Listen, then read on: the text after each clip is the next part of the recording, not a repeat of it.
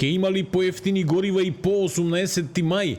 Владата остава отворена можност мерките за намалување на цените на горивата да продолжат и во следниот период.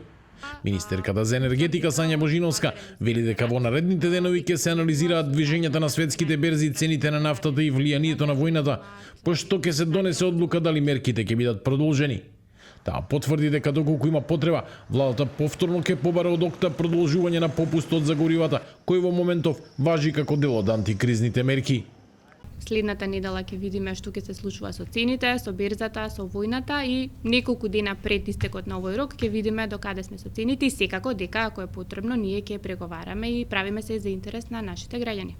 Ако е потребно, да, значи секако дека ние ќе побараме да се продолжи попустот. До сега никој не се обратил до Министерството за енергетика, а проверките ги вршат пазарниот инспекторат и царината, вели Божиновска за случајот со компаниите кои вршеле реекспорт на нафта. Таа ја поздрави идејата на Регулаторната комисија за енергетика за евентуалното преоценување на тарифните блокови за струја, не откривајќи детали за какво преоценување се работи.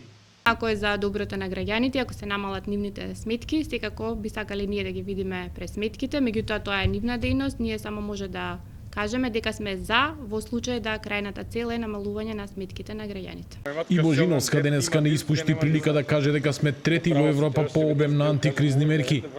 Пред еден месец, владата донесе одлука да се откаже од дел од акцизата за горивата и тоа за дизелот за 4 денари, а за бензините за 2 денари по литар. Сепак, 2 недели подоцна владата го врати ДДВ-то за дизелот од 10 на 18%. На почетокот на неделава, регулаторна повторно ги поскапе горивата за 2, односно 2,5 денари по литар.